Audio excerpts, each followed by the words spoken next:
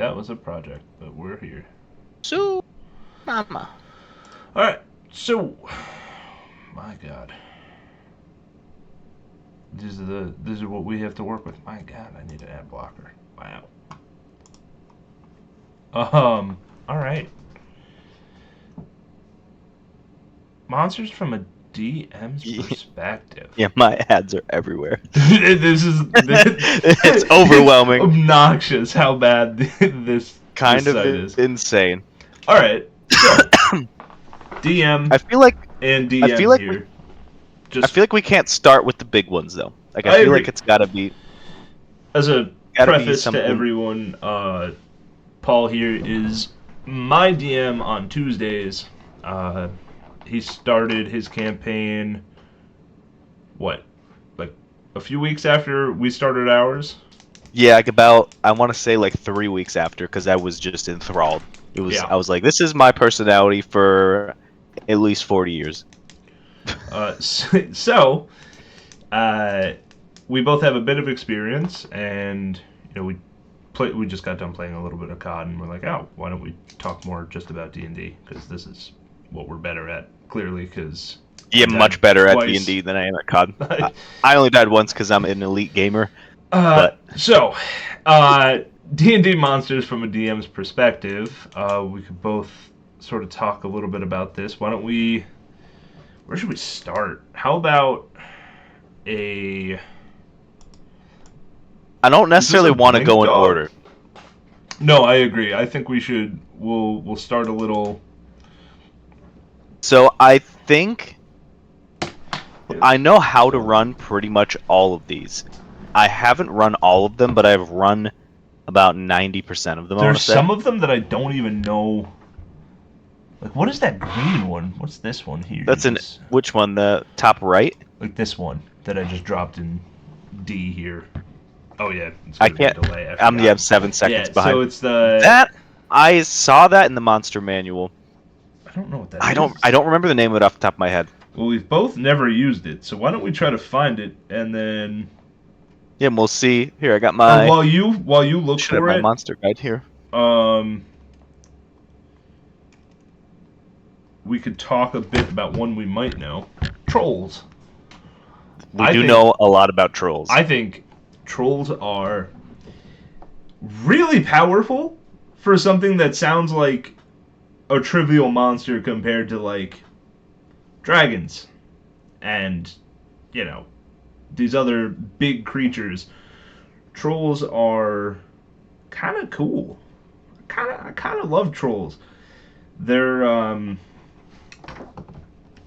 They're one of my favorite things to run for players who are relatively new when they start oh, fighting things that are a little stronger. I just found it. It's a shambling mound. A shambling mound. I actually As might I have was run one of those in the early days, like in the very early days. so yeah. Um hmm. We gotta start with the classic, dude. We The, gotta start with the classic. We gotta with start with an owl bear. We should an start owl right there. bear. All right. We gotta start with an owl bear. All right. So let's get this out of here. We'll talk about the owl bear. Uh I kind of love owl bears because we use Owl Bear Rodeo for our virtual tabletop. Basically a sponsor. They But sponsor us basically. yeah, yeah, Not they true. they don't, but they should. Um, Owl bears. I mean, what a cool like fusion. You know, not something I Crazy think. monster just in general, especially like that's the perfect outside perspective of like the creativity, I guess you'd Yeah, say. Like it's a combo I never pictured before hearing about D&D, right. but I I I like running it similarly to how Baldur's Gate 3 ran it, where it's like this big menace that's almost like misunderstood. Yeah, Um, the one I ran was actually under control of evil druids, which was cool. that is cool. Did So it was that? almost like I don't think I fought that one. That was that before. no, I think that was before you were in our Yeah, campaign. It was they were conflicted because they weren't sure if they wanted to kill it or not, I think. right. And in the end they did, but they ended up getting an owlbear cub, or at least one of their allies did, an NPC. Let's see if see the never connects to chat for me, so I never know if anyone's saying anything. But you could be on the lookout for that for me. Uh, yeah, I've liked. Oh, what's that actress's name? I want to say it's like.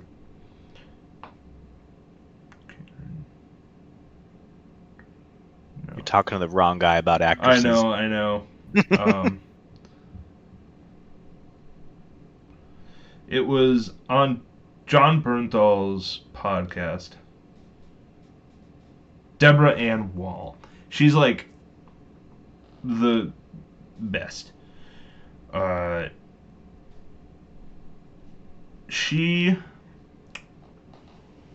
and John Bernthal were on Daredevil together, and she's a DM, longtime DM, and she got onto his podcast, and they played D&D by the same way that I've been doing with our new players when I did it with I told you about it but you weren't there. With Emerson, when she and I first started talking, Jared said, "Oh, I have someone to play." So then I asked her about her character and what she wanted to do, and I presented her that hypothetical that I used on your dad with your. Oh yeah, you're with in like the you're in the woods. And I saw that video, that clip. That's like Yes. the perfect introduction. Like, I don't know, if you're a DM looking to get someone in and you're in a social setting, you know, everyone's drinking, you have someone cornered, Yeah. and you're like, you should play. Here's You why. should play it. You should play the game. It's a perfect way to like draw them in. It's so quick and easy. Yeah, and I think for anyone that hasn't seen it, go check it out. John Bernthal, Deborah Ann Wall. She uses an owlbear as the example of, you know, what do you want to do with it? You know, because you're just walking in the woods. Seemingly, it's minding its own business, but it's there. I posed the hypothetical. I can't remember how she did it, but I posed it. You know, when they do a history check and they remember, oh, it's a territorial creature, and then they can sort of understand, okay, well, maybe I can scare it off, or I'm just going to attack it, or they learn that, okay, it's territorial, let me back off, and then it shouldn't harm me. I think owlbears lend themselves to cool situations like what you were saying with evil druids controlling it. I mean, Yeah. they seem like a cute and cuddly creature, and Baldur's Gate has shown us that they can be with getting a pet baby owlbear. Exactly. But at the end of the day, how do you enjoy running combat with them? Because, like, I feel like it's meant to be a relatively early encounter. Yeah, I mean, it's a But I find it CR3. I find it a little. I mean, again, it's CR3. I'm not expecting anything fancy. Yeah. But it feels a little lackluster in what it could do. But I feel like it depends on the setting more so, like where you're putting your players and what their location is. Yeah, I think it provides good narrative opportunities, but it is limited. It has a multi-attack, which is nice. Yeah, it's like one of the first monsters I ran with a multi-attack, because I had one very early too. I would rank it for something so weak.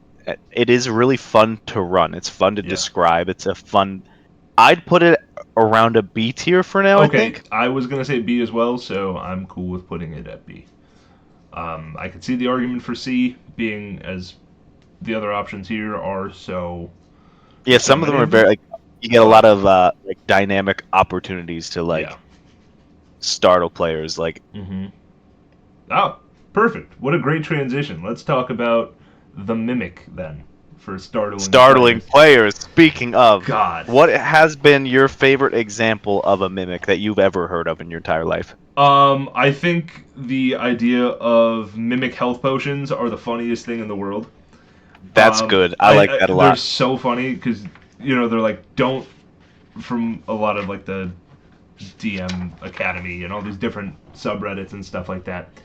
The idea of give someone this health potion and don't ever show that it's a mimic until they are trying to take it and drink the health potion. So when they're already at such little health, then boom, then they realize it's a mimic. I mean, it's evil. That's evil. But it's kind of funny. I heard an example once. It was like, basically an outhouse Oh, that's a mimic, and like your character goes to shit, and it's just a it's mimic. just. So you're literally caught with your pants down. Like I don't know. I think that's really funny. It kind of reminds me. I also saw it on DM Academy. Actually, it was a it might have been Church of Doom. Shout out to him. He's the Oh yeah, goat as far as like quick ideas. yeah. Um, it was a gold eating scarab that I looks like a remember. gold coin. I remember that. I like joined your campaign at some And it at was like it the was it. year in. I think it happened like right before you joined. It happened like 2 weeks before or something like that. Crazy. Cool idea. But the combat pretty lackluster. It relies heavily on that element of surprise. You kind of want to catch your players to make it the tensions high. You want to catch them when they're already down. But Yes. it doesn't make hilarious opportunities. Like it I could be just a really good time for the table. do you remember in the beginning we were running Dragon of Ice Pirate Peak, I do. and one of the players, uh, Joker, I think he tried to like Oh jump onto it, like yes. ground pound it essentially with his ass, and he the mimic has the adhesive uh, ability. So it adheres to anything that it touches. A huge or smaller creature adhered to the mimic is also grappled by it. And I was describing its tongue, and he's like, I jump ass first at it. And it adhered to him. I think he was ass on the tongue for the entire fight. Yes. Like he was just getting yanked around by this mimic. And like, as goofy as that is, and like, in hindsight, is probably like, oh yeah, just like newer players doing something. It led to a really funny moment, and he could not make the check to escape, and he just was forced to stay on it. I think that's a cool, unique feature, especially in early game that kind of works well. I think the creativity of that you can do with it. I know another person I read somewhere that like they had the the idea was a mimic that is an entire house and everything inside of it are mimics and it's like a mimic colony or something like that. Oh, I was like that's that hilarious. it's crazy. So That's a fun idea. I think You the just step into the house and your little feet just get stuck and you're like, "Oh no." Oh. I think the creativity you could do with it is better than almost any other sort of monster. Agreed for sure. So I think that alone brings it to I think I'm A putting it tier. to at least A, possibly S. I I want to think put it in the S tier now though. I don't think it's going to get yeah. knocked out. I think it's going to be the champion. Okay, we can. I'm cool. I'm cool with S. Maybe on the low S, but definitely an S tier. They're so fun to run. Just like that They're so cool. catching your players by surprise entirely and then they're just like like oh my god, what do I do? And Yeah. like it could be very dire. Usually it's not. Like I've never run a mimic encounter that the tensions are necessarily that high, contradicting what I said about 15 minutes ago, saying like the tensions aren't high with mimics usually, but like that's not I don't think that's how they're meant to be run. Like it's not supposed to be an intense fight. It's supposed to be like Yeah. oh shit. And especially like new like not even just new players, but like low level characters, it's a scary thing to fight Yeah. sometimes. Yeah. I think I think that is what D&D is all about. That right there. Oh, for sure. So, while we're on the M's, because it's the next page of the monster manual, and we were talking about streaming Baldur's Gate. I messed that up in case anyone didn't hear. Forgot Bozo, to download bozo. it. Mind Flayers. Oh, they're pretty fun. I've never run an in-depth Mind Flayer encounter, Me either. But but you could do so much with them. yes, I think they are really just such a cool species of things that we didn't touch. but like a Spelljammer campaign, I mean, how could you not use Mind Flayers or something like I mean, that? It's a so cool. Spelljammer like module, or like if you're running like a couple of sessions for a Spelljammer, like who doesn't? Everyone loves pirates. Everyone wants to play as a pirate. Like I don't know anyone Pirates who are cool. hates pirates. And like just throwing pirates in space is probably the coolest way to do it, Yeah, especially in this kind of universe. I think. that was certainly one of the ideas I was hatching for the next campaign, was like a pirate campaign, and then I was flirting with the idea of a Spelljammer campaign, but I definitely want to go back to, you know, the Forged Territories and the world we created. So that sort of pulled me away from doing that, but we had that really fun one shot, that Spelljammer one shot that we did. That was a That was a really good fun one. time. That was a good one. Where we were controlling a Spelljammer with like the helm and you put Yeah, it on. it's cool. It's Yeah, cool. that was a really good And time. and like the Nautiloids, these living ships that the Mind Flayers Yeah, like that's just I don't know, control. there's such a cool, creepy concept of just like the ship's its own being. Yeah, it's I I might be getting ahead of myself. I think it's an A tier.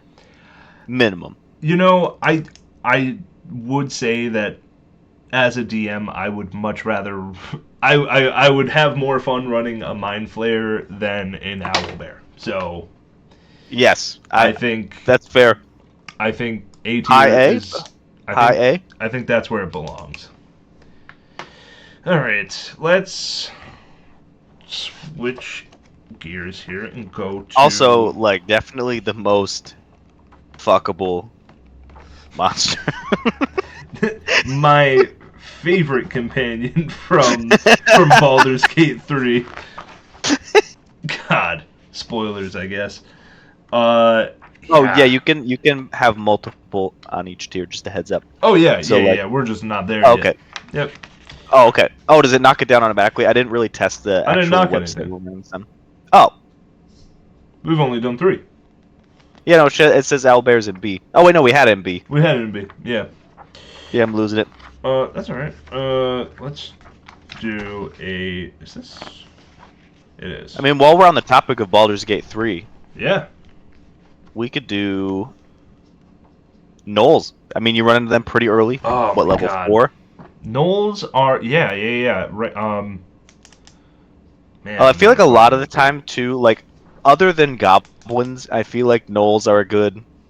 They're kind of like a beefier goblin when you think about it. Like they're Yeah. just a little bit more ferocious, a little more scary, a little bit more primal.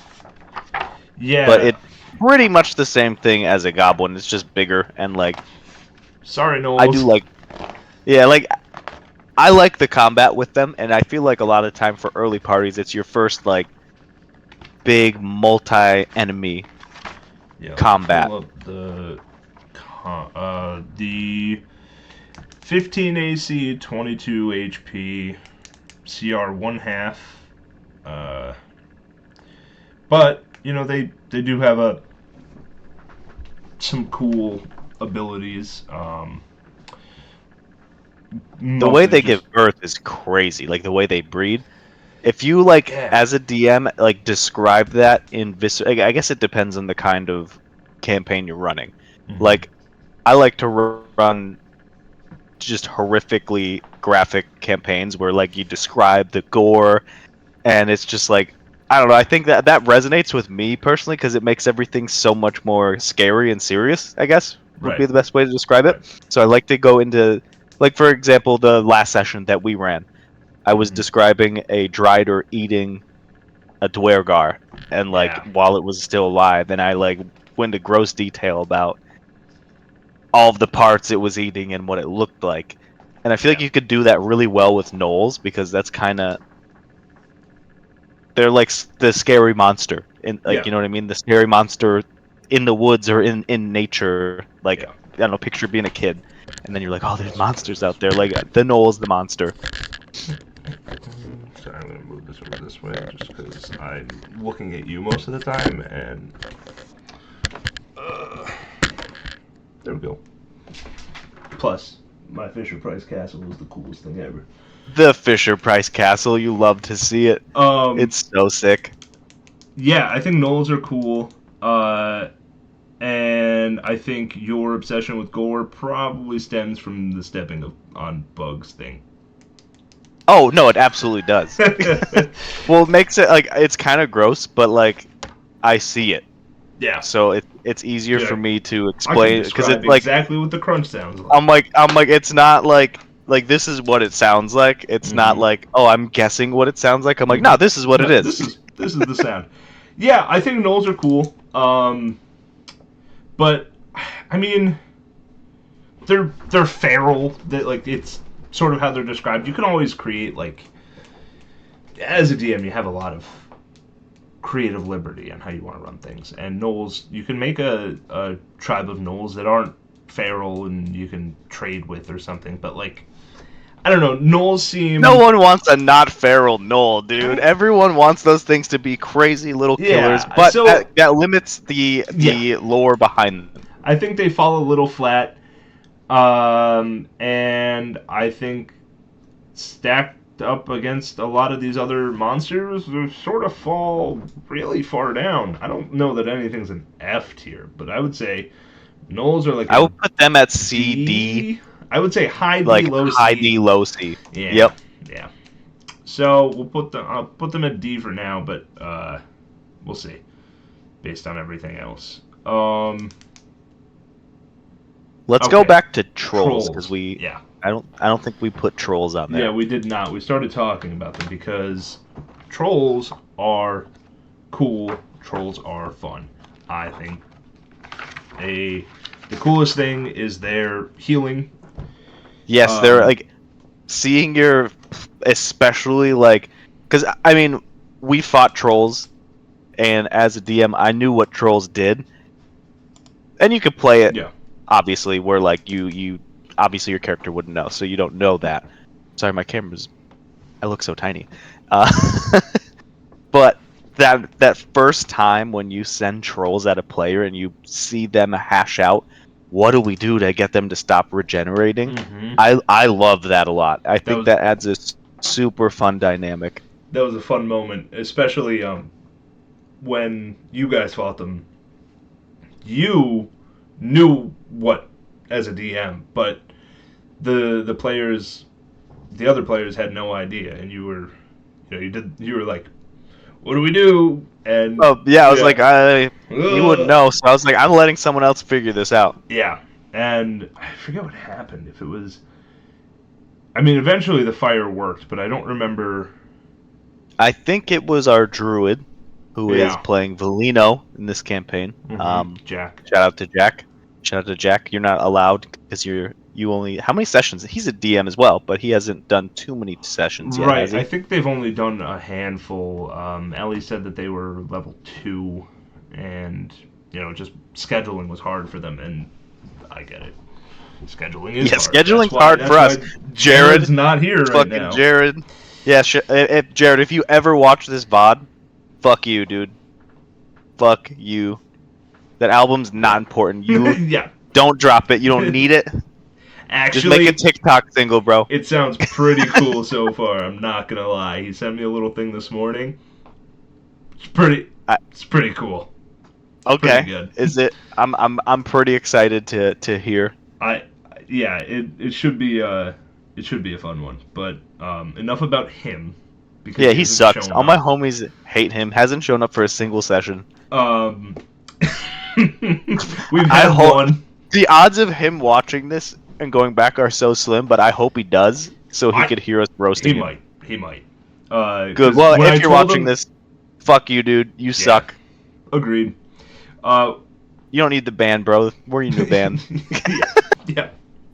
Band of brothers, Band of- heroes. We're heroes, literally. Back to trolls.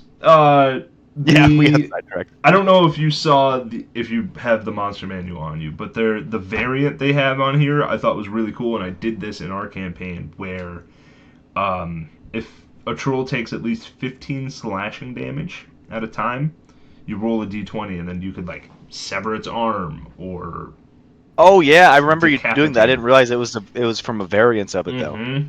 It was really cool. And then, like the arm will have its own initiative and will still keep Oh attacking. yes, and Jack actually didn't he take it? I think so. He put it in his bag. I think so.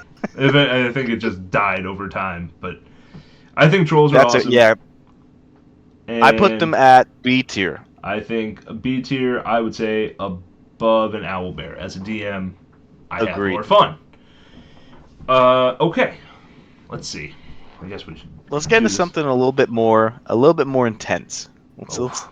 Let's get. We're gonna jump to something a little more high stakes. Something that's a little scary. Tarask. Tarask. Doesn't get much Yes. scarier and That's- intense than that. That's true. I've never run one. I did a level 20 one shot. You did run that. for That was fun. Paul's group when Paul didn't want to DM, and I said, "Fine, I'll do it myself." And so I not only did a Tarask, I did a Lich riding the Tarask because I saw that years ago, and I was like, "That's what this campaign needs, a little craziness." That group. Tarasks are ridiculous. 25 AC, 676 HP. That's absurd. Yeah, you gotta be very strong to take on a healthy Tarask. That's I mean, for sure. it is the It's the like biggest the monster in the monster the manual. trophy. Yeah, like it's like the trophy monster that you want to kill. I mean, legendary resistance is magic resistance, advantage on saving throws against spells and other magical effects. Anytime the Tarask is targeted by a magic missile spell, a line spell, or a spell that requires a ranged attack roll, roll a d6. On a 1 to 5, the Tarask is unaffected. On That's a s- crazy. What? On a 6, the Tarask is unaffected, and the effect is reflected back at the caster, as though it originated from the Tarask, turning the caster into the target. That's a tough fight. It's insane. As a player, it's gonna be a tough fight, no matter what, no matter your level, really. It's Unless you pull some shenanigans. it swallows people. It's got blind sight. I mean, this is intended to be just the craziest fight ever. But so much so that I would say that it takes away from Agreed. how good It takes away from it takes away from the enjoyment Yes. of running it. I mean, it depends, I guess, how much you hate your players. You know, like if you're like, "Fuck these guys, I'm going to kill them," then it's a fun one to run. But I don't like running yeah, games. I like mean, that. it was fun for the one shot, but like it needed the Lich riding it to make it dynamic. And yet you turned it into it was like true polymorphed into a bunny and then put in a bag of holding or something like that. It was the hole, the portable hole. right. We threw it on the ground and then closed the hole, and we were like, "We're never gonna open that again." Yep. So, I mean, when you hit level 20 and you're like capable of fighting this thing, it doesn't matter. This thing loses. Like it's either true. so overpowered that it wipes the it's party not fun, so quick, and or it's the not party fun. is so powerful that it's not fun. I mean, I think it's cool. It's got the wow factor of being the titan that it is, but at the same time, maybe I just wasn't running it well. Maybe That could be it. I mean, I've never run one, so Yeah. I don't have too much say, but I'm hearing what you're saying. Yeah, I would And I'm argue thinking- C. I was thinking like low to mid C. Yeah, Agreed. I think just because it is what it is, it's C and not D. But like running it for myself, I didn't love it. It also depends on like the kind of party you're running it for. Like we're not exactly neither group that we're in is a group of min maxers. I would argue we're Right. max minners. We're like we're really bad because it's really funny. Yeah, And that I don't know. I just think it's fun to see a character be really bad, but still trying and somehow pulling it off. So like that's not the kind of fight that those characters want to be in. Now, let's go to the exact opposite. A kobold. Yes, our dream monster. I personally love Kobold. I know you do. I love role playing as I them. I know. love doing their dumb little voices. I love giving them dumb little names. They're adorable. One of my favorite NPCs that I ever made is a Kobold, and he was like the party met him as a kid, and the whole campaign went by, and he was this like boy striving to be a man and a warrior for his village, and then that campaign ended, and the next campaign the party ran into him, and the look on the players' faces, like when they realized who it was priceless. Seeing this little guy That turn but into doesn't that happen a little with bit any scary of a guy. NPC you bring That's back? kind of just like, not necessarily. There's get some that like are evil and evil again. Yeah. You know what I mean? Yeah, you're right. Or like there's some that are kind of like jerks, and then they're like I never really did this, but I like a king would be a good example of like a king that's kind of a dick to the party, that like they don't Yeah. really help that much, and then he's just rude the next time. But for something that's like a little guy, like A little guy. the memes of Boblin the Goblin, like It's that's true. Yeah. they're so good. But running combat with them is fun, but it's lackluster because they're so weak. But Yeah. you just kind of pile a lot of them on. That's the trick. Pack tactics. I mean, that's a good ability for them to have. But 12 AC and 5 HP. I mean, there's only so much you can do. You know, one fireball or AoE And spell of any there sort. they are. Yeah. So I think the role playing and the creativity, the best Kobold I've ever heard of is in Critical Role Campaign 2, a Kobold named Spurt. I know you started. I didn't meet Spurt yet. But I'm not gonna spoil anything. Best thing ever. Hands down, coolest. Love it. So I get it, and I wasn't there to experience your Kobold NPC the first time around, but like, I think the role playing ability definitely brings them. The role playing ability is the only thing saving it at the end of the day. Like I like the pack tactics, especially for an early level campaign. Yeah. But I would put it high DC for the actual I would combat. say, yeah. I mean, but it's not just combat. You know, it's monsters from our perspective, and I think its role playing capabilities put it above a Tarrasque in the C tier. I agree with that. Cool. All right. All right. Let's Now, talk. we'll go next to the thing that's known to be hunted by Kobold pretty much all the time.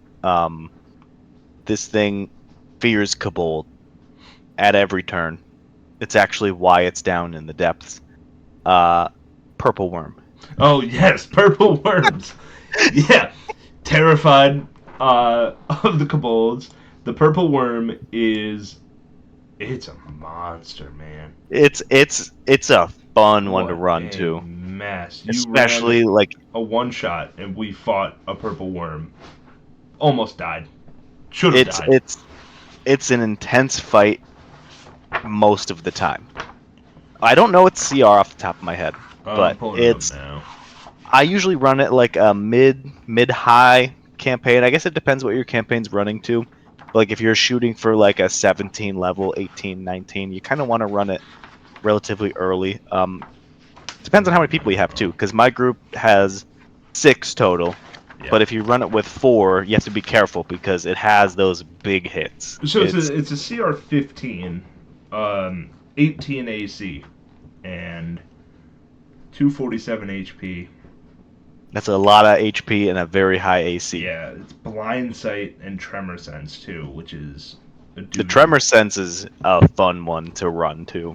plus 11 to con saves is another reason this thing is just a monster.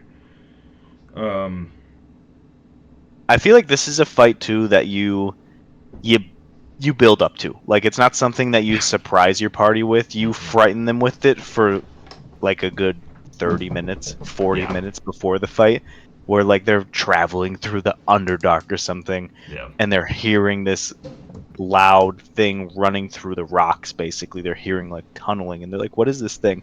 And you almost like make it a build up to this very scary deadly combat yeah. scenario, you know? I think they are they're they're really cool for like you know ground shaking. You can sort of you feel it. You get the sort of idea that there is something after you. It's following you, and then that moment of it emerging, erupting from the ground is a really cool moment. Um, and they hit hard. Like But it doesn't leave a lot of room for any too much story behind it just by itself. yeah, I think that's true. I don't think it's as it's not as fun for like a a campaign around it like a Mind Flayer or something like that. But I think it, while not as strong as a Tarask by any means, its I think it's combat is more cooler. I think its I think it's combat's more fun cooler. to run. Yeah, Yeah. it's just more fun for the DM to run, more fun for players to run against. It's So I would put it. somewhere in B, I was thinking high B, high high B B. for Do that you one. think above Trolls? I think so. Okay. Yeah, I can see that. Yeah, I think although I haven't run one myself, that I think they're really cool. Um, yeah, I'm happy with that. Uh, why don't we get this one out of the way? Because it's staring at me, and it's gonna. Where is it? I have to find its stat block in here. Because this thing, my god, a blink dog. The So, Blink Dog.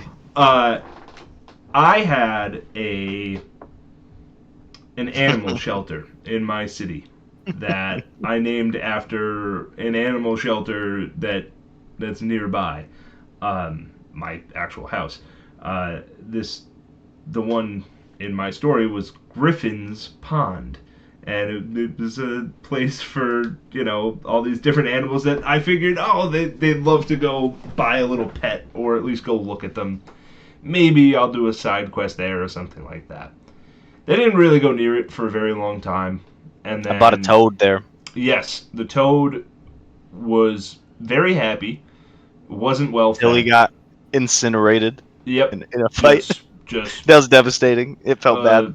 giant necrotic blast destroyed that toad. Um, then so after their first visit there, the once bard who then died and Jack and then became a druid as his next character went to the animal shelter and was appalled by these animals in captivity, and even though this guy was just trying to find homes for them, uh, and so he bought out the entire animal shelter and then just sort of opened the door as he was leaving, and the animals all just sort of left. The guy at the store was like, "Oh, okay," and then he just sort of left because of the impending war. So he took off. Said, you know, this is enough gold to get back to uh, the Sword Coast and just live another life. So the one of the few animals that stuck around was a blink dog, and I've never run one adversely to the party, but I thought really cool pet. But looking at its stat block here as a monster, I mean, 13 AC, 22 HP, teleport, It can teleport, which is cool. It's fun. Yeah, like it's never gonna be the focal point of a fight. Is the Yeah. thing. It's gonna be like a minion of something greater, which Hmm. it works great there. But this tier list is for one monster. You know, it's not for a group of them. I Yeah. mean, a group of the same monster, I guess. But I picture blink dogs like I picture them like real dogs. Like the max someone will have is probably 2 or 3. Yeah. Like, and when you have more than that, you're like, oh, you're like that's a lot of dogs. Yeah. Yeah. Like I say, the cats that run around here, I'm like, that's a lot of cats. Um, Blink dogs though, cool, but not anything that I'm not thrilled about them. I've never no. been excited at the idea of running one. They're a fun thing to stick at the players while some kind of mage or like something scary is shooting Yeah. at them or sending spells their way. But it's more like on Yeah. their own, I would put them D tier. D. Yeah. I would Yeah. say, yeah. Happy with that. All right. Let's do a shambling mound since we figured out what that was. Yeah, let me. I don't know much about. I might have run, I. but it was a long time ago. Hmm. Oh yeah, I ran this a long time ago. Yeah. CR5 Engulf So is cool. yeah, it's got a lot of HP for CR5. So like, this is. I feel like it's meant to be something that is a mini boss in some sense, where like it has a lot of Yeah. minions and like some kind of plant-like minion. I don't know exactly what I would use. Probably what are the Spriggans or whatever? They not no, I'm thinking Oh, Skyrim. blights. Yeah, the blights. But like that doesn't that have its own thing already? The It, blights. Let's see. I ran blights a long time ago. They do have like their own bigger blades, but vine blade, twig blade, needle blade. I don't know. I guess you could probably run them together. yeah, like Um, it definitely needs. I don't know though, because it has so much HP, it's big. It's beefy. and like it's something that you could have like I could picture your players exploring an abandoned house or something like a farmhouse. Maybe someone went missing, Yeah. and there's just this group of plants growing up the walls. Like I feel like it leaves a cool opportunity for something like that, where you can Yeah. kind of set the scene for like what's that one Goosebumps book? I never read Goosebumps. Well, Yeah. okay. Yeah. There's this one. It's like a plant, and it's what's there's like it's a play about that plant that talks, and he's like Seymour. Romeo and Juliet. That's not the play.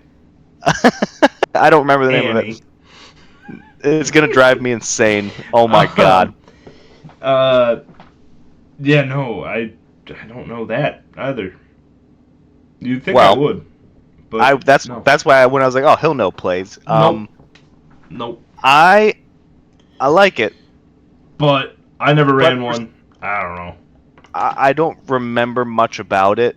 And I mean, it has the multi attack, it has the engulf, but like it's not going to be something that's like frightening deeper than the surface. Yeah. You know what I mean? Yeah. Like, I think you could probably flavor them really cool too. I mean, there's probably some ways to sort of play around with it. But it doesn't seem like it's as engaging as some of the others on here. But you I could would kind of put it, sneak up on people with it, like just sort of yeah, walking in the and they swamp and walk, then just boom, yeah, it just engulfs. grabs them. Yeah, I want to put it at a C tier, yeah, I'm fine with personally, that. I think it's but probably under Kobold for sure. yeah. I would put it bottom of C tier. I would say even Tarrasques are a bit more, Bit a more bit higher on exciting. the list. All right. Now let's talk about. Why don't you pick? Which one left do you want to do? The what is fun one I've run?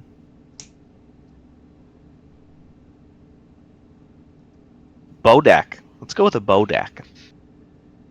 What is a Bodak? A Bodak, it's the one to the right of your Beholder. Oh, is that not a hag? Oh, No, I don't. No, it's a Bodak. What? So Bodaks, Bodak. you get a load of that stat block. Yeah. Let's see. Devils. Bugbears. Wait. But. It's probably not in. I don't even know if it's in the monster manual. I think it's from a previous. Oh no, there's a 5th edition Is version. that? You're positive that's not a hag? No, it's a Bodak because I made one. I made a mini for it. That is what Oh. that is.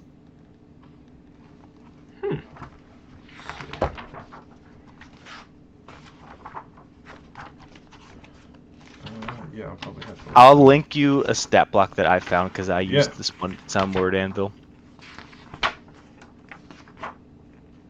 I'm linking it in the Discord chat.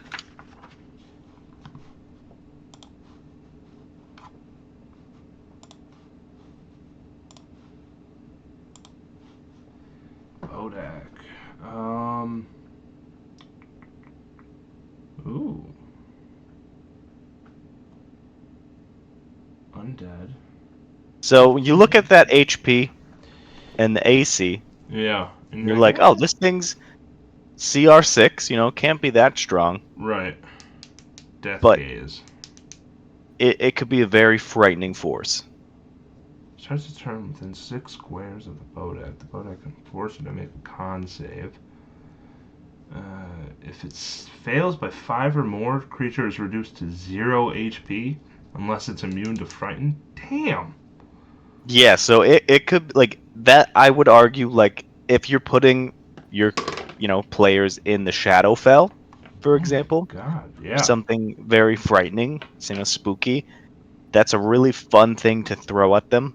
And again, I'm not a fan of immediately wiping players because that sucks. No Yeah. one likes that.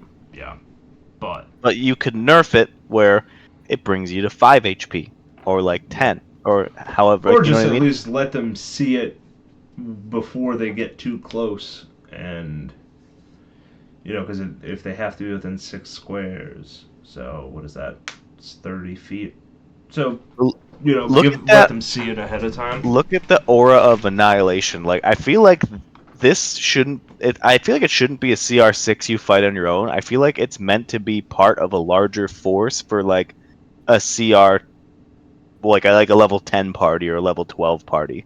Right. Yeah.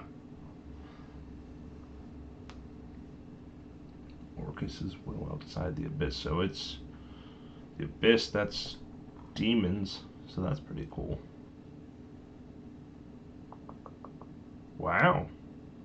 Well, since I know nothing about them, I'll let you make the decision of where you want to put this on this list.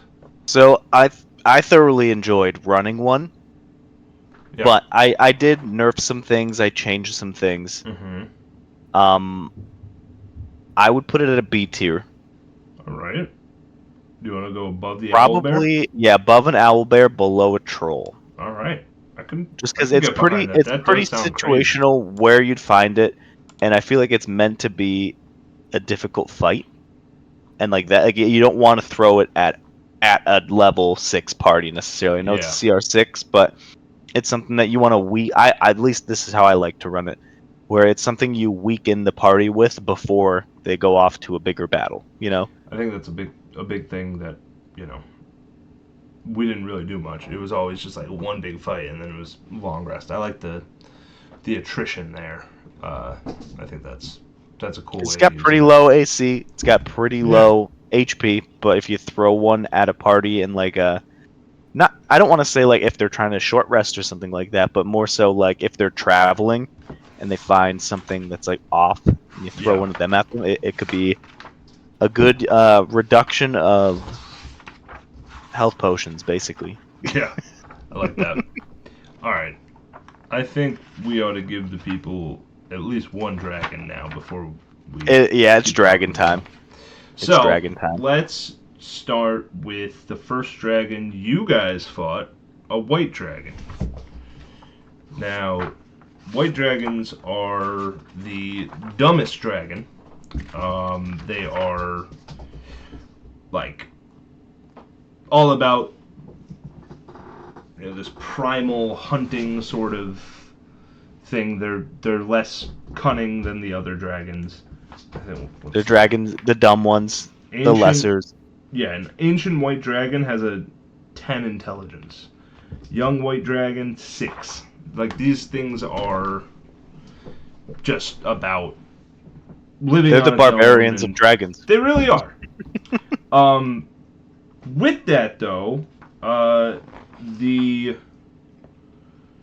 is some pretty cool like early, like a young white dragon. I think Cryovane was really fun as just being like this menace, this threat He was to this small force towns. that, like, as a player, it just felt like this force that was lingering over your head. Like, and like Yeah. even like when we first heard of it, we were like, "That is terrifying." It's just Yeah. this beast that's like I don't remember what, like, we heard a decent amount about it before we actually fought him, but it was Yeah. just this like scary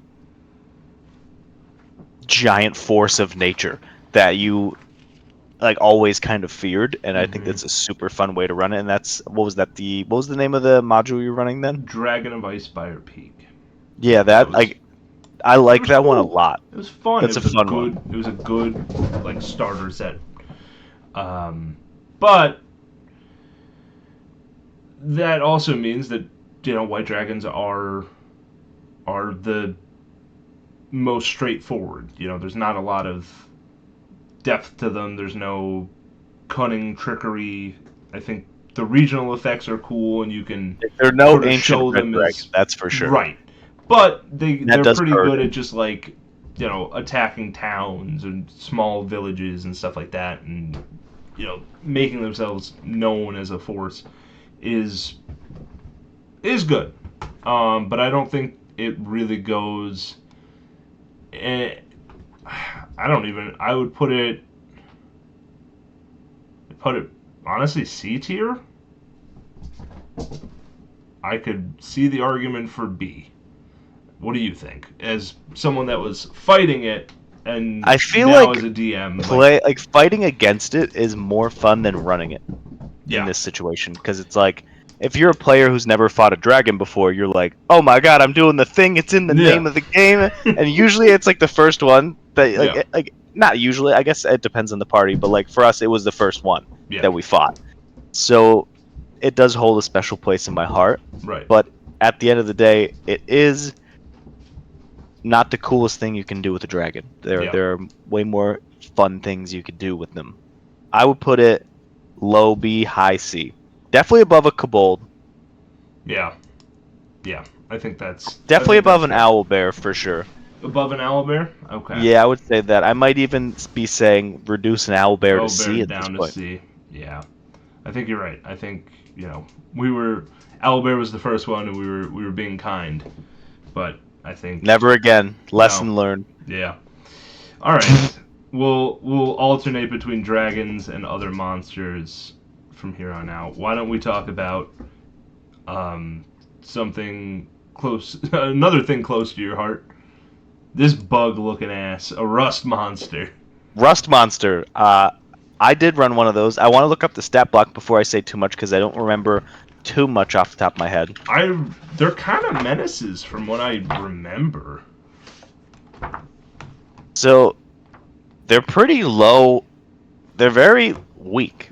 But if you Yeah. throw a bunch of them, it makes it pretty scary. Plus, you have the rust metal, the Yeah. non-magic weapons made That's of metal. why I It remember them rusts being and on. corrodes. Yep. So, like, if you have like a family artifact from your backstory and this thing touches it, it's devastating. Like, you know what I mean? Brutal. That's such an evil thing to do. That's funny though. I like that. Yeah, that is. I don't know that there's any other abilities like that I can think of, where you just that just rusts start, out your yeah, weapons and or armor. makes them take penalties, and then if you hit it 5 times with your rusting sword, weapons destroyed. That's Yeah, like crazy. that's a really cool concept. I didn't execute it well, I'll be honest. I'm not a great DM. I'm just a DM. But I think the opportunity puts them at a B tier. Yeah, I Just think that cool that's dynamic really of fun. possibly destroying your player's weapons or armor, and then they have to be like, "Oh my god, I have to go the rest of this journey without my Without, shield," or something yeah, like that. I have to, go back to town without my sword. What am I gonna do? Yeah, I like that. I think that's a good spot for it. All right, let's do a almost a dragon, but not quite. A Behir.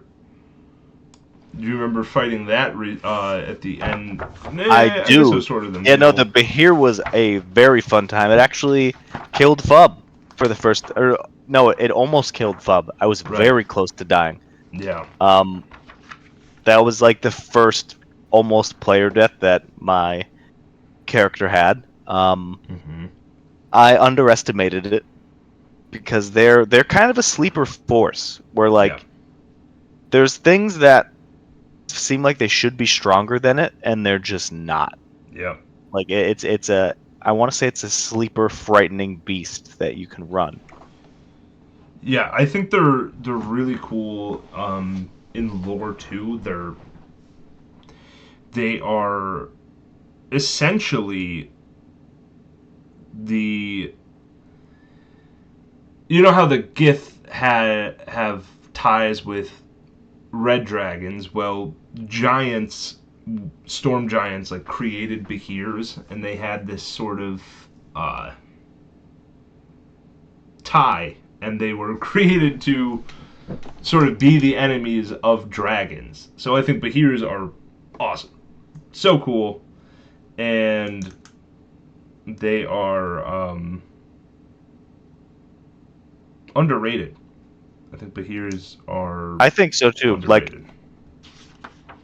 I you hear about all of these monsters passively even if you're not a D&D player. Like if you have friends that are, you've probably heard of Kobold, you've probably heard of a Beholder, you've heard Yeah, of a Mind Flayer, especially with Baldur's Gate 3. You've yeah, everyone's heard of a Mimic pretty much.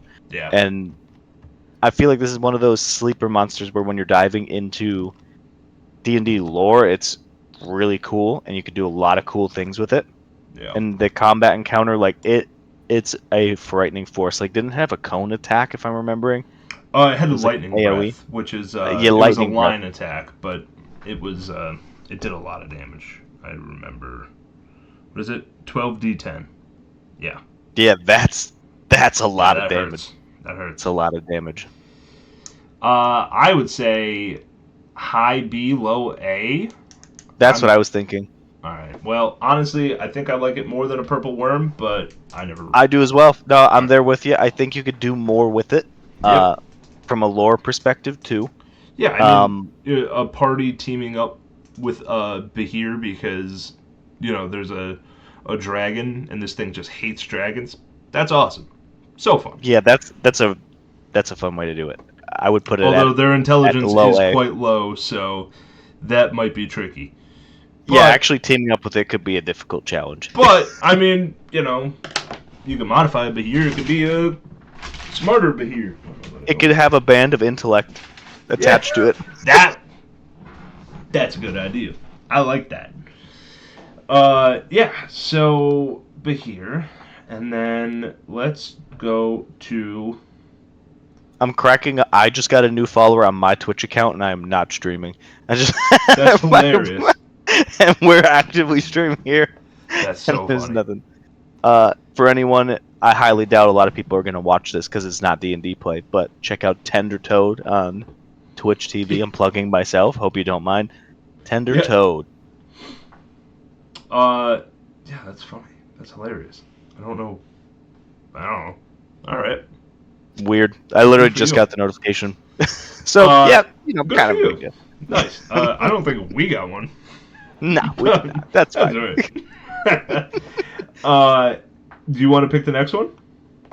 Yes. So, am I picking a dragon from here? Or can I pick something No, else? pick something else. The Bahir would be the sort of Technically alternative. counted as the dragon. Yeah. Okay, I want to go with a classic that's been around for a long time. Do it. Do you know what I'm going to pick? Yes, because I was going to pick the same thing. I'm going with the ooze. The gelatinous cube, you mean? Yeah, but a lot of people know it as ooze because it's in a lot of things. So the gelatinous cube. It is a gelatinous cube, not an ooze, right? Or not? Yeah, no, an ooze is something different. So my bad. Yeah. I want to look up the actual difference between them. Because there are oozes. Great. Yeah, they behave similarly. It's basically like variations. Yeah, it's all about like opinion. engulfing itself, right? Yeah, so the gelatinous cube. When you throw that, I'm picturing every time that I hear about a gelatinous cube, I'm picturing an 80s dark fantasy dungeon. Yes. 100%. And it's I am not where I'm supposed to be if you close the chat, just a heads up. Oh, it's because there we go. I had the chat. Yep. I had the chat open. I pictured 80s dark fantasy, just you and a couple of friends are creeping down a hallway and you see this cube just slowly meandering toward you, and every group has that idiot that's gonna be like, I want to stick my finger in it. And like it's every time. It's like, and I mean, unless you describe like the bones and stuff sticking in it. Yeah. But it's just one of those fun early game monsters that you get to show your players the fun parts of D&D, how there's not really limits. You know what I mean? Yeah. It's underrated, these sorts of. And also the slashing damage. Like when you deal slashing damage to it. Let me check the stat block exactly, but it's so exciting. Oh wait. Is that only just a regular ooze? Where is that? Gelatinous cube. I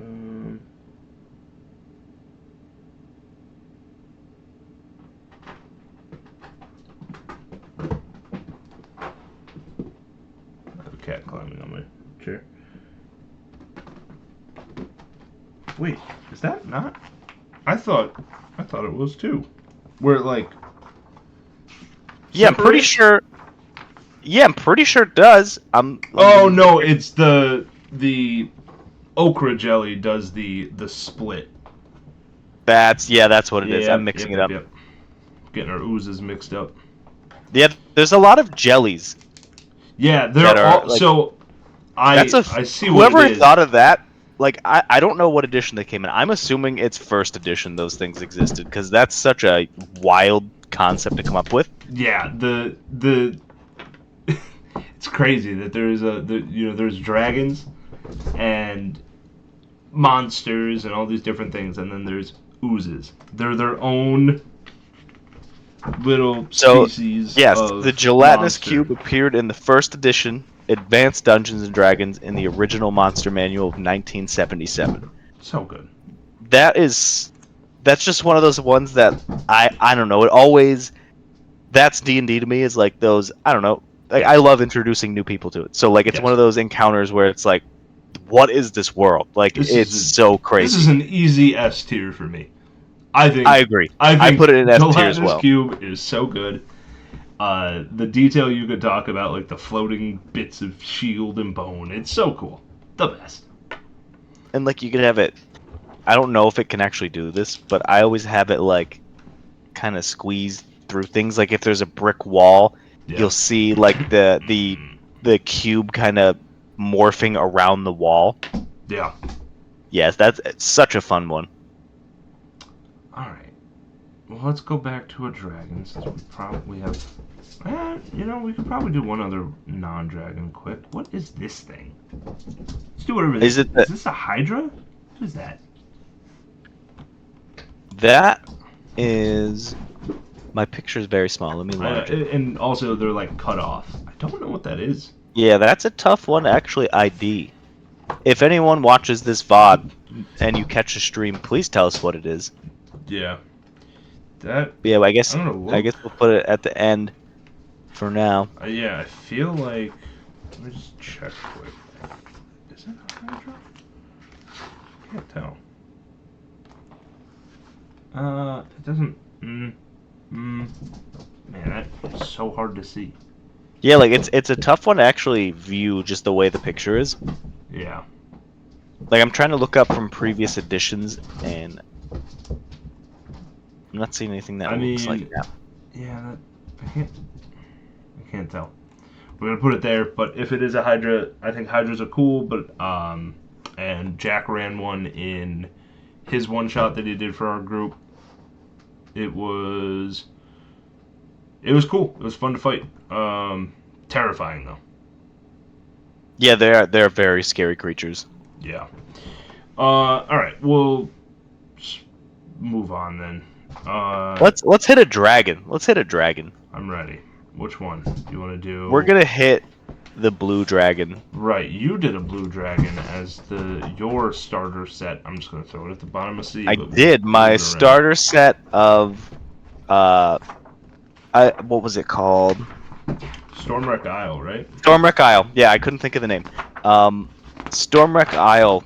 You have this final boss at the end of it, and this is the first module I ran for my first DMing ever. It was, I don't remember how many sessions it lasted, but they ended up at this final fight with Sparkweaver was his name, and I kept having like whispers through the town of like there's this evil force, and it was basically a town of kobold and like a couple humans, so like it wasn't exactly a militaristic town. There was not really a guard.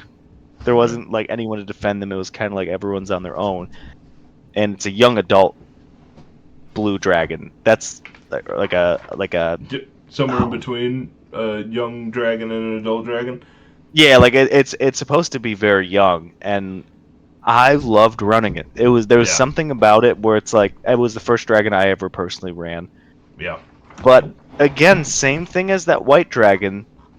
There's nothing super spectacular about it. Let me check the stat block just to make sure. But yeah, I mean, I think blue dragons are a bit cooler than white dragons, just based on their like personality. You know, they're quite vain. They like having like minions and stuff like that versus like the solitary hunter and the dumb dragon. that yeah, there's a white little bit dragon more is. room for opportunity. Yeah, they could be a bit more cunning, a bit more strategic. So I think that instantly lends itself to being higher than a white dragon. Now, if I just want to double check to make sure that picture is not just a wormling, I'm pretty sure That's it is, an though. ancient blue dragon, I believe that picture is. Oh, that picture. Oh, downside of the pictures being so small. Yeah. Yeah, because that's straight from the Yeah, no, it monster is. manual Absolutely. there. Yeah. So that changes quite a bit. Yeah, 'Cause, but I mean, I think we should take it as a whole. As a you know. whole, just blue dragons Yeah. in general. Yeah. I would put them I would put probably B, possibly A. Yeah, I would say probably high in the B tier. Like I would put it Um, above Purple Worm, definitely above Bodak for sure. Yeah. I think. Honestly, yeah, I think I would put it A tier, actually. You know, I'm thinking about what's to come and, versus all of this. I don't think they're as unique and cool as a Behir, in my opinion, but I do think they are a much better enemy than, like, a white dragon. Yeah, no, At least I to agree run with you as there. a DM, I think that's true. What is that spider? What is that? Some sort of What ice spider or something, but I don't is it? know if Is I've it a ever run phase spider? one. Oh, could be. Yeah, it's a phase spider. Is it? Okay. Yep. In the monster manual. So I've never I ran mean, one. I never ran one either, but I But- loved fighting them in Baldur's Gate. Dude, that fight was terrifying. Yeah, like the big boss. Yeah. That one was scary. The lore behind it in the game's very cool too. Yes. It's Yes. tough to judge because I never ran. I love the teleport. Yep. That's a really frightening aspect to throw at players. Increases the stakes if they see a giant spider and then they see it teleport. Then everyone's ready to shit their pants, basically. Yeah. Yeah. But they're not super strong. Yeah, I don't You know? have its stat block, which is a shame. It's AC 13, Okay. 32 hit points, a Mhm. speed of 30, a climb of 30. Pretty moderate stats, CR 3. Okay. I feel like you need. Oh, here it is in the back. Yeah, I'm looking at it now. Yeah, I feel like you need several of them. Yeah. Yeah, versus But- like the one in Baldur's Gate, which was like a much bigger version, like a. Yeah, it was like an increased version. Mm-hmm. But there's something really cool that I like because it actually goes into the ethereal plane instead of like teleporting. So it just looks like it teleports. So like it can walk behind, like if your players are sitting up defenses, it could just go through them pretty easy. That is Which cool. I like a lot, which definitely helps the case for it. But do I rank it above a white dragon? No, No. absolutely not. Do I rank it above an owlbear? They're the same CR. I think a phase spider is a more fun encounter to run Yes. than an owlbear, so I would Yeah. put it mid-C, I mid-C, high C. Yeah, I can get behind that. Yeah, I like that there. How about what is that? A specter? Or is that a wraith? I never remember. No, it's not a wraith. It's hard to a tell from specter. these pictures because they're so small. But I also like a lot of these monsters. I don't remember what they look like off the top of my head. Not a specter. Oh, Is it? you know what It's it a is? water. It's Is it a banshee. water? Is it a banshee? I think it's a banshee. The white one. Yeah, I thought it was a specter. It was specters. Oh yeah, it's a banshee. Yeah. Damn. Blessings. The banshee we ran in Icespire Peak in the Dwarven Ruins. Yes. That was intense. That was I felt like one of those that was a lot to throw at you, especially because I think I wrote it so that you could reason with it, and I don't remember how the encounter turned out. If you guys actually reasoned with it, but I think someone ended up swinging on it. No, or I something. think we were starting to reason with it, and then we started fighting it like Yeah. mid reason, Yeah. as a D&D party does, you know. Yep. I love their detect life.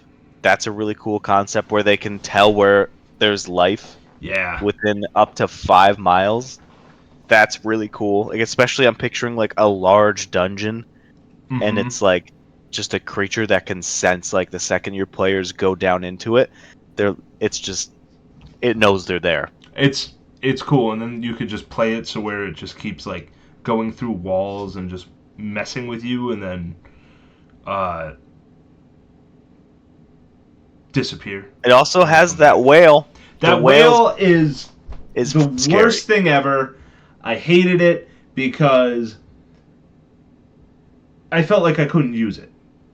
Yeah, it 'Cause I almost didn't feels want to instant kill you guys for that a early into the campaign. CR4, especially if you don't have like a healer or like a cleric. Yeah, it is. It feels a little overpowered. I feel like they should probably increase the CR of it a little bit because of that, but it does have really low AC.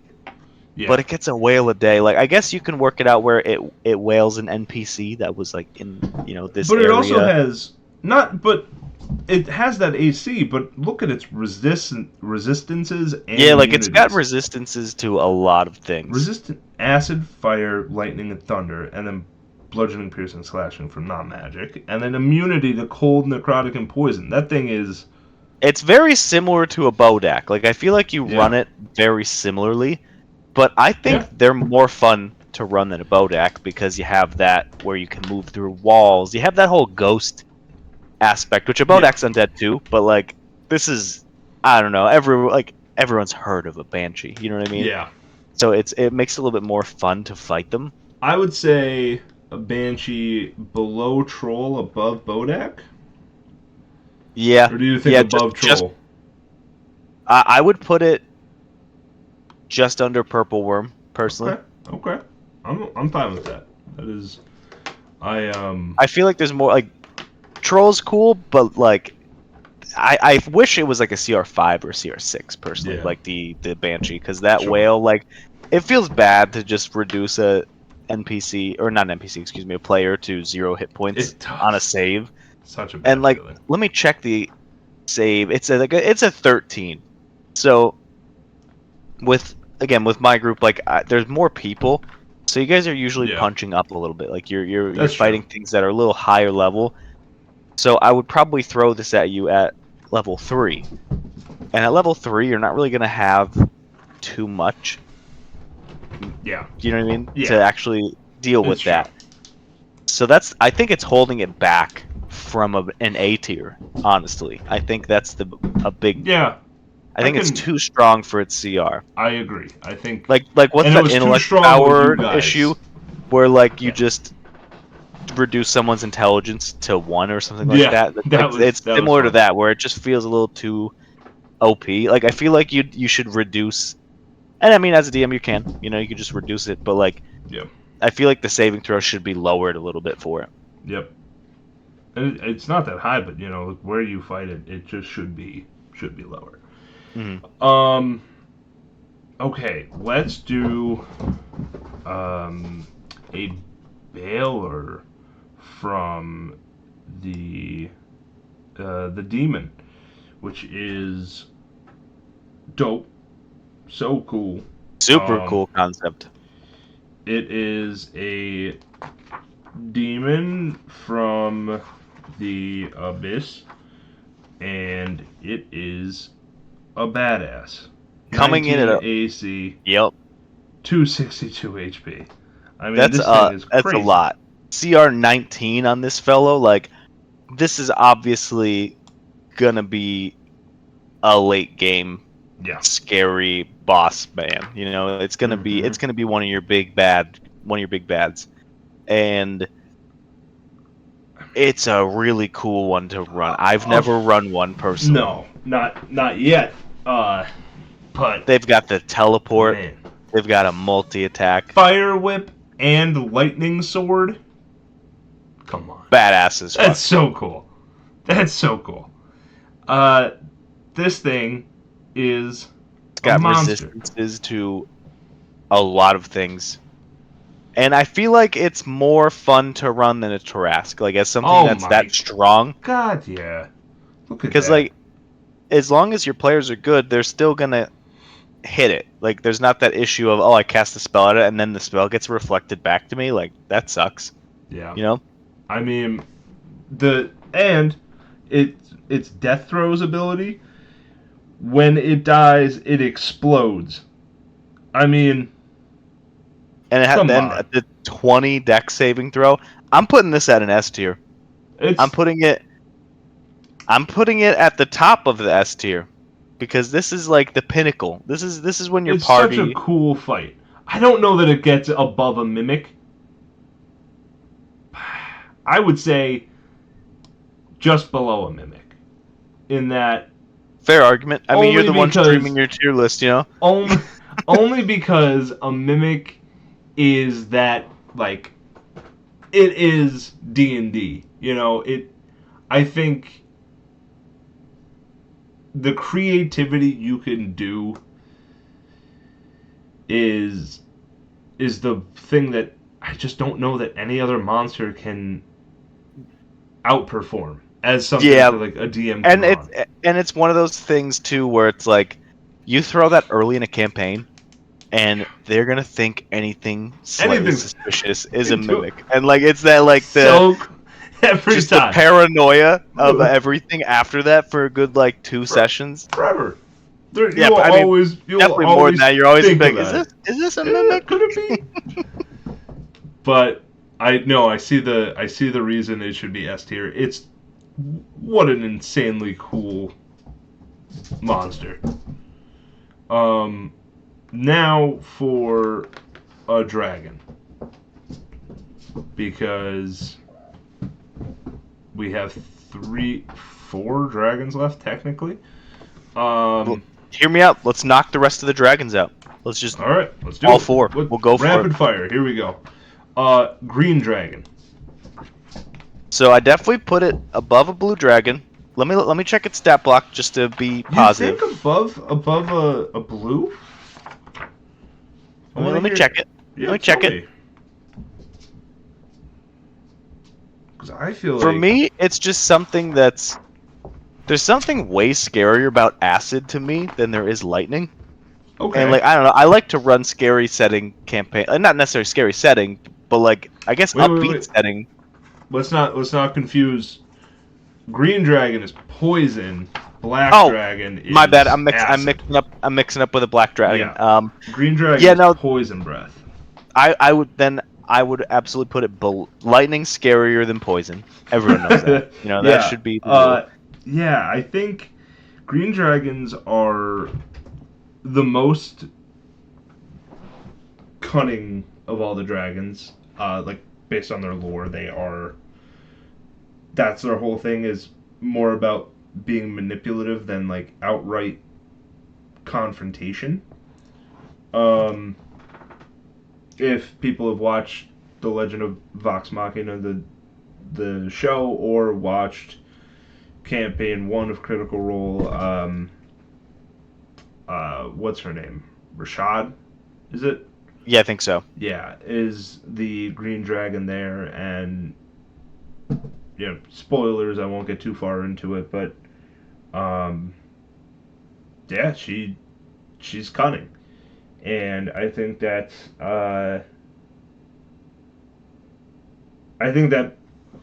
is really fun for a DM, to use. Yeah, that's a really fun role-playing deception tool that Yeah. you could use. Like exactly how Matt Mercer did it. He did it like I mean, the dude's a genius. Everyone knows that as far as D&D goes. But like Bastard.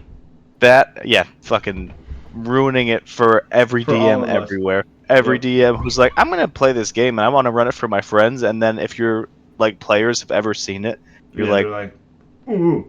they're like, why aren't you going super in depth Mhm. and it flows really nice? And it's like, Yeah. because I stutter. That's why. I get nervous doing voices. I would still put it above a blue dragon for sure. After reading the lore, I think fight wise, not as scary, not as intense, but I think role playing wise, they're so cool. I would put them personally top Above. of A tier. Yeah. I think they're above Mind Flayers. I'm with you. I agree. I think on the opposite end of that spectrum. Well, not really. Black dragons are cool because they shoot acid. They have acid breath. But they are, let's see how it describes them, the most evil-tempered and vile of dragons. They collect the wreckage and treasures of fallen people. They hate the weak, and they live in swamps and ruins of kingdoms. I mean, that's cool. They are like evil. Like Brutal the and just the cruel. true classic evil that Just you would awful. expect from a vile creature. The Yeah. most vile of the dragons. But I think that's more fun to run than a blue dragon, personally. yeah, I see on the way I see it is that it's like that also sort of falls a little bit flat and sort of pigeonholes you into just being despicable. But when you're a DM like you and you thrive on our suffering, I get why you'd like that. Um, Black Dragons, yeah, I am fine. I think Ultimate Evil might be a little bit more fun than a dragon with minions and worrying about that sort of thing. I look at it too. Like sometimes your players just want a clear cut evil to destroy, Yeah. like rather than like a nuanced Yeah. cloak and dagger type story. And I feel like it's perfect for something like that. Yeah. Um, but it does hurt it in some ways. Like if you're trying to be a little bit more complex, then you Yeah. can't really get that. That's not really there that much, Yeah. And I think that's something I was doing was I was so worried about all the background, all the things that are happening, the secrets that sometimes you just need a really evil dragon to just hate. And I would I definitely would, put it A tier for yeah, sure. I think Where on the A honestly, tier? I Anywhere's fine with you me. That makes you sense. got me. You've convinced me. I think it's above a Behir because I think you're right. Sometimes just a pure evil thing is good. Um, Before we get to the red dragon, let's do the Dracolich, the undead skeletal dragon. Um, Super cool. I never ran one, but I've never run one either, but you have that same oh, opportunity for horror, wait a second. Did I run one I'm in also Icespire Peak? Um, when you guys went and got the dragon, the dragon slaying longsword, is that what it was called? And you got to well, that burial mound. I think you did. Yeah, but it was like Yes, a yes. nerfed version. It Yeah, it was was like like a way nerf. nerfed. Well, the cool thing about the Draco Lich too is like it could be any dragon. Yeah. So like every other dragon we talk about, most of the things can apply to it. Yep, that's true. But does that make it the best dragon to run? No, I don't think so. No, but it's cool, and I think it deserves a spot. I think it's still cooler than a white dragon. Yeah, it's definitely still cooler than a white dragon. I would argue it's also cooler than a blue dragon. You hate blue dragons because I you I like ran one. blue dragons. They're fun. I had a Uh, good time. but I say yeah. I mean, it it's a cooler. I think you could have really really cool moments with the Dracolich, like coming out of the ground, like when you guys took that long sword from the burial mound and the dragon sort of came alive. That was sort of what was holding it down. Um, and then it just came back to life and you guys had to fight it there. That was a really fun moment. I can't believe I forgot about it. But that yeah, I agree with you. I think they are cooler than Like they're pigeonholed a little bit, but I like what they're stuck in is a little bit more unique than your typical dragon yeah. play. You know what I mean?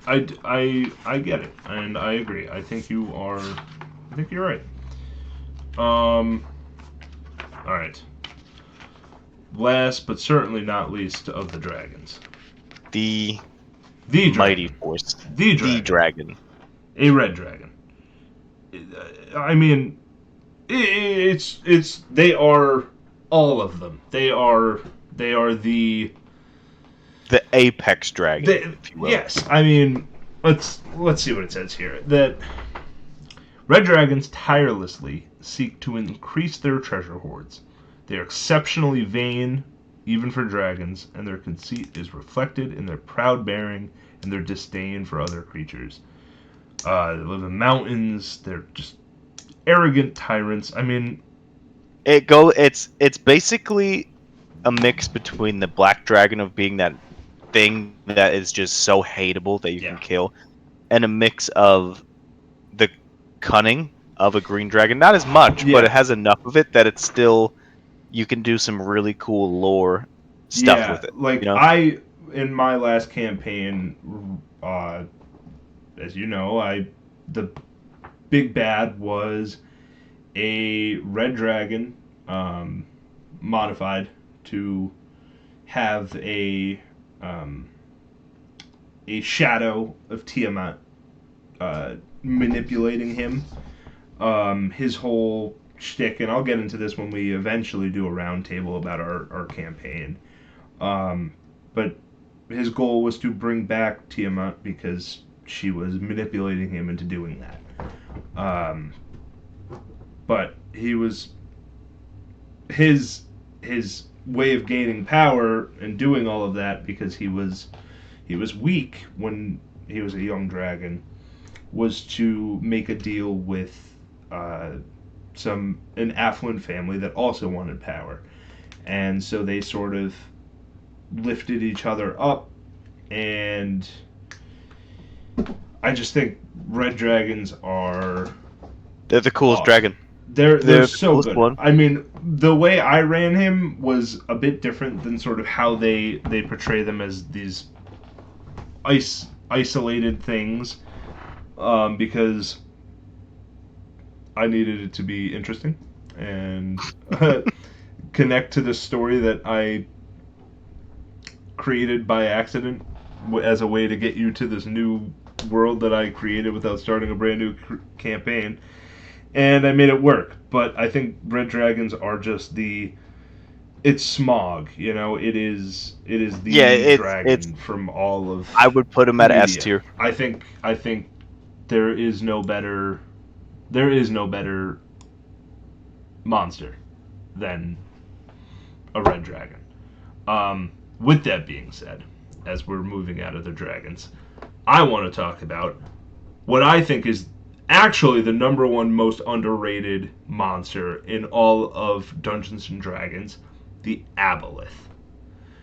You guys They are fought one, so fun but to they fight. are these things in lore are the nuttiest thing ever conceived of. These are true eldritch horror, like unfathomable beings. The They are 17 AC. older than the gods. They Terrifying.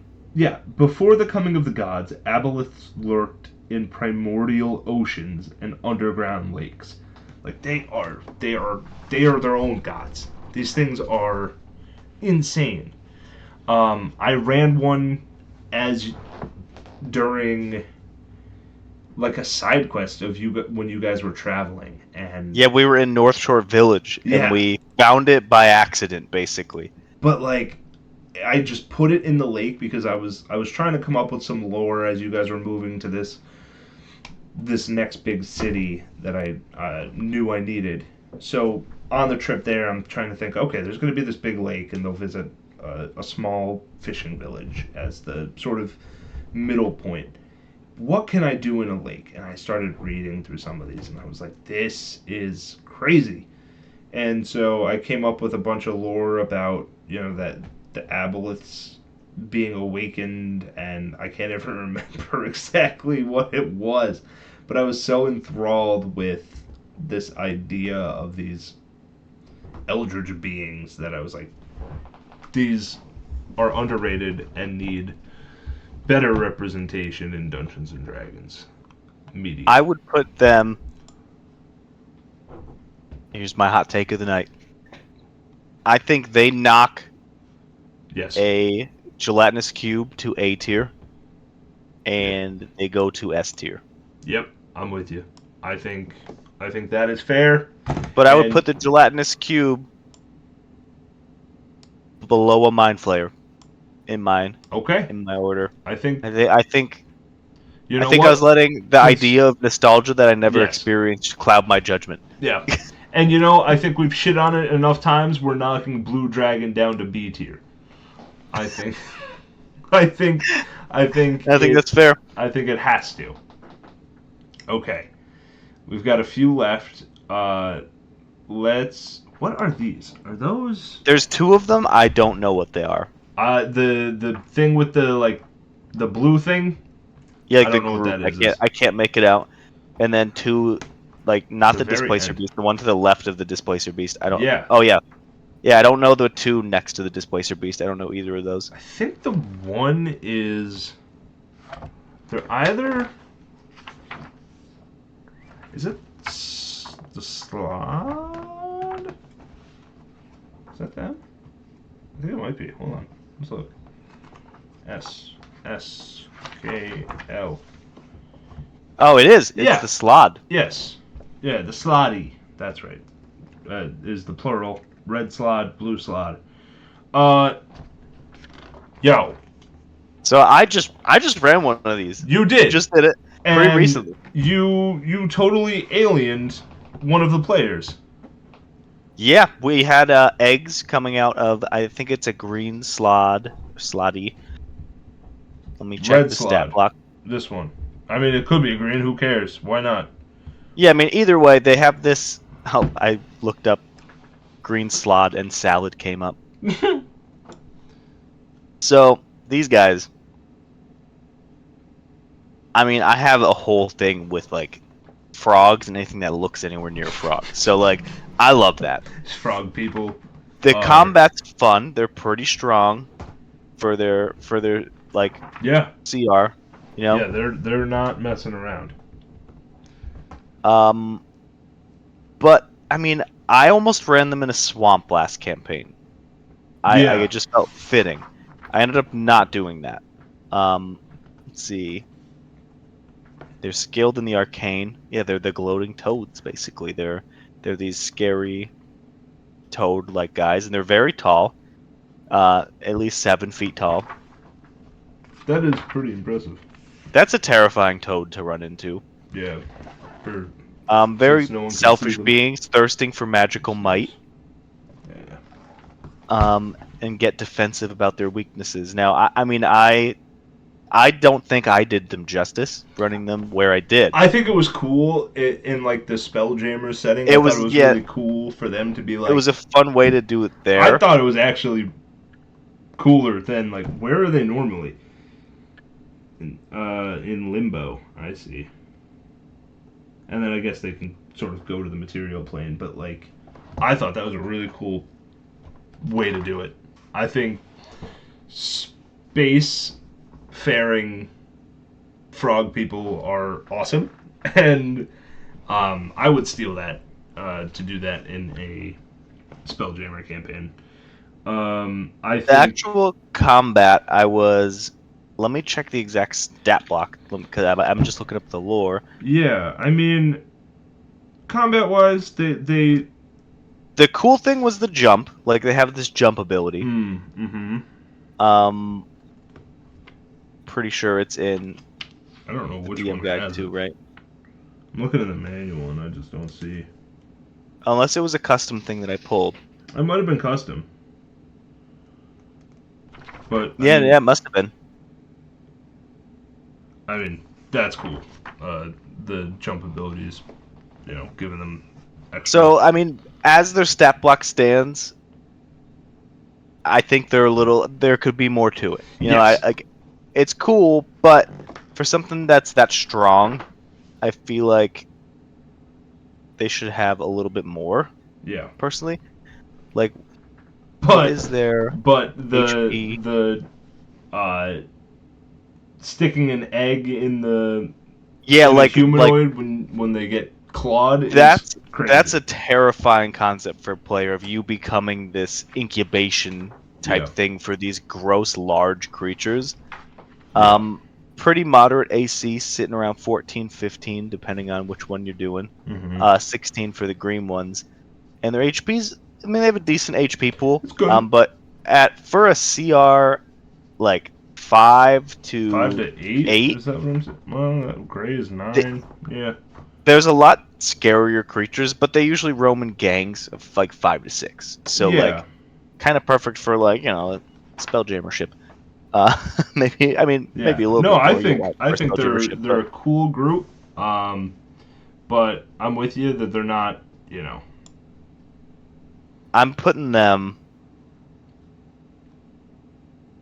below White Dragon, above a Phase Spider. I think that's a good spot for them. Um. Yeah, I'm fine with that. Let's just this thing that we don't know. Just gonna drop it down with the other thing that might be a Hydra. We still can't tell. Yeah, I'm gonna throw both of mine in F for no reason other than I don't know them. If Yeah. anyone watches this VOD, they're gonna be like, these idiots. Yeah. These Yeah. dumb people don't know what Stupid. those Stupid. two Stupid. things are. Yeah. Sorry. I'm Shit looking. DMs. Did I just pass it? No way. I did. Wow. Remor has Which one is it? REMORHAZ. The weird The tentacly thing? no, the other one, The the blue one? blue one. From beneath the I don't know snow much and about it. ice bursts a Remorhaz in a cloud of steam, its body pulsing with internal fire. Wing-like fins flare from the back of the creature's head, and its wide mouth brims with jagged teeth. Arctic predators. Okay. They have high AC, 17, 195 HP, immune to cold and fire. It has a swallow attack and a bite attack, but nothing really special. The one cool thing, a creature that touches it or hits it with a melee attack while within 5 feet takes fire damage, 3d6. I don't know.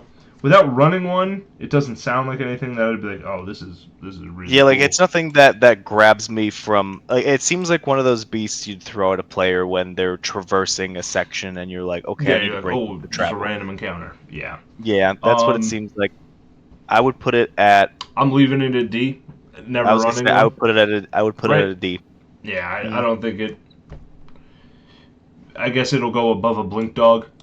I'll give it that just by looking at its stat block, but I wouldn't even put it above Knowles because I've run. I've run Knowles, Haven't and run this one. I feel like with a lot of these two, you have to take them when you're facing them. Yeah. You know, like it Yeah. can't be something where you Yeah. you put the strongest monsters at the top. Like that's I don't know. It's just not like that. Yeah. You Let's want to do a talk? displacer I was beast just gonna next. say. Let's do the displacer beast. Yeah, because I think the last two we need to talk about a little bit more. Displacer beasts are cool. Displacer beasts are They're fun. fun stalker type enemies that just lurk. Like Yeah. it's something you can scare your party with for a while before they jump in. But at the end of the day, when they've jumped in, they're another beast at the end of the day. Yeah. I mean, they've got the displacement feature, which is cool, and they have that, like, with the illusion of them standing next to one another. Like, it creates multiple copies of itself. But, I mean, God, is it better than a white dragon? Is it making it to B? No, I don't think it's quite in B. I think it's in No. C tier. I I think would put it in right. C. I would put it. Above a phase spider? It's in the same vein there. Like I would put it above a phase spider, only that phase it's a little bit spiders more are like, exciting. yeah. I feel like looking at this, we might have to move White Dragon up to low B. I think we can move White Dragon under Troll. That's my take. After having all this out mapped, I'm like, that doesn't feel right. Yeah, If the it White does Dragon feel wrong goes, to. Yeah, I think you're right. All right, we're down to 2. Which one should we do first? we gotta save the most famous D&D monster for last. I don't know which one that is at this point because they are both. They're both so They big. are the. A Lich is more end game, but a Beholder is on the cover of the monster manual. So we'll do a Beholder first. All right, all right. God, what cool. So after just running one like 2 weeks ago, Yes. 3 weeks ago, I ran it before you guys were ready. I ran it for a level 5 party, but it was in a small lair. Yeah. Kind of went crazy, killed all of its minions already because it didn't trust them. Those were the body parts and the bodies that were already in there. It's people Gotcha. that were working for. You guys didn't really find too much lore on it, Yeah. but that was my intention behind it. And they're harder to run than I expected. Yeah. That's the thing. Like they don't have a whole lot of movement speed. No. Um, and And I I would say the problem was the battle map was too big that it worked against the beholder because it couldn't close the gaps and we would hide behind cover. like I would full hide body hiding I would behind lay cover. behind a wall and then pop out an Eldritch Blast and then jump back and hide again. I was a coward because I didn't want to get disintegrated. So that's the thing with them is they're not meant to be for a level 5 party, No. obviously, Yeah. but they have that threatening force behind them, which increases the stakes. I would put it They're amazing. I up. killed one of you guys with Mhm. a devil version from the hells. He wanted to make the 10th hell on the material plane, and uh, each one of his eye beams represented one of the 9 hells. And it was the most fun monster I ran. I had a blast with it, but it You could was do a lot with them too, lore wise. Very cool. Like they have so that whole cool. thing where if they're dreaming of something, they create it. Yeah. So I was gonna put it at high B, but I think Oh, he's taken high A, high A for possibly sure. S. Yeah, It's I would honestly, I would run a beholder every campaign. At least I won't run a green dragon every campaign, but I would run a beholder every yeah, that's campaign. fair. I I think, would put it top of A, possibly bottom of S. That's where I'm putting it. yeah, But I think top of A is the move. I think they are the coolest in a not final, like doesn't have to be a final boss sort of deal. I think they're awesome. And you know the lore with like Xanathar and all these different like yeah, like the ways that you lore can run it. behind them is just They're insane. they're so cool. But that leaves us with The finale, the the Lich. And man, the thing our viewer has been waiting for. our viewer singular. Uh, yeah, a Lich, man. I mean, damn. Power let's word check the kill, let's check like the stat block. Let's read off the stats here, because this 17 AC, 135 HP. You know, not something that's beefy, but it is it is the caster to fight. it is the scariest caster I you'll mean, find in most campaigns. CR 21.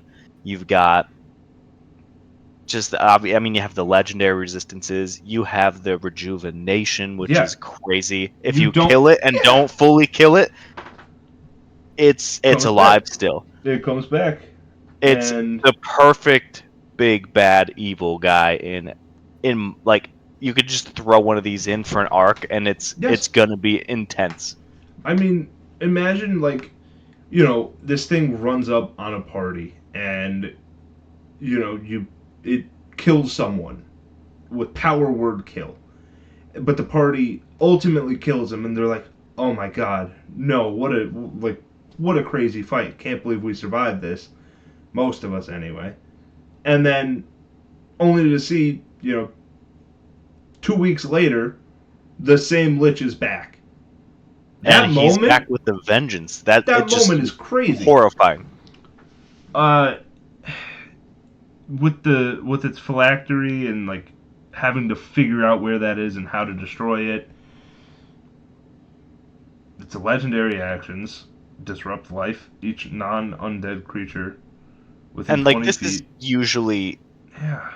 this is an end game Apex This fight. is yes. It's not one of those ones that you throw in and it's like, oh, it's gonna be the second or third or fourth arc. Again, this is the usually the last section of your campaign. You're Yeah. throwing one of these or your dragons or something like that. Mm-hmm. Um, I would put it at S tier personally. I think casters are I would so cool. I would put it just below Red Dragon yeah. personally. Yeah, because I mean abelisks have cool lore, but they're not the same to like run. It's not as Yeah, it's not as deep yeah. usually, you know. Yeah. So, boom, there's our tier list. Wow. Now the one in F tier, we don't know Yeah, what that sorry is. about We that. haven't If it's figured a it out. Hydra, I would put that up in like Yeah, high it'll be up. B, low A. Yeah, it will be up there. It's just tough to tell on the I don't know picture what that is. they chose. I can't. It's kind of cut off, Yeah. and it's very small on my screen. Yeah. Um, But all right. that was a That successful was tier fun. list. That was fun. Um, Yeah.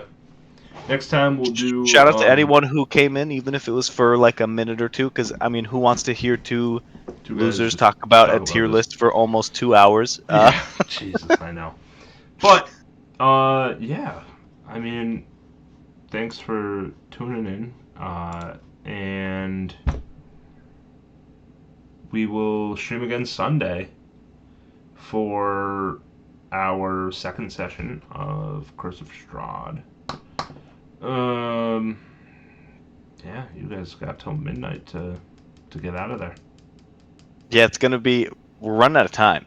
But I'm thinking for Thursday, to anyone who watches this VOD, I'm hoping maybe we just do something on Thursday D&D related, whether it's something like this or like a not even a Q&A, but just like I think it's useful for new players to hear from other new players' perspectives. Yeah. And like, or even just like a one-on-one interview, like, oh, hey, what does D&D mean to you? Almost like, I don't know, if anyone's interested in that, if they come back and watch this, like, Yeah. tell us in chat and we can do some in-depth dives, or even if there's questions that anyone wants to ask Yeah. in chat, and we can kind of compile them and put them in a Thursday stream, because no one's gonna. I mean, Critical Role's on Thursdays. No one, you know what I mean? Like, Yeah. it's not gonna be super busy, but it's nice to just have something to do on a Thursday. You know? Yeah. I think this is good. All right, man. Well, that was fun. Peace out, stream. Goodbye, See ya. stream.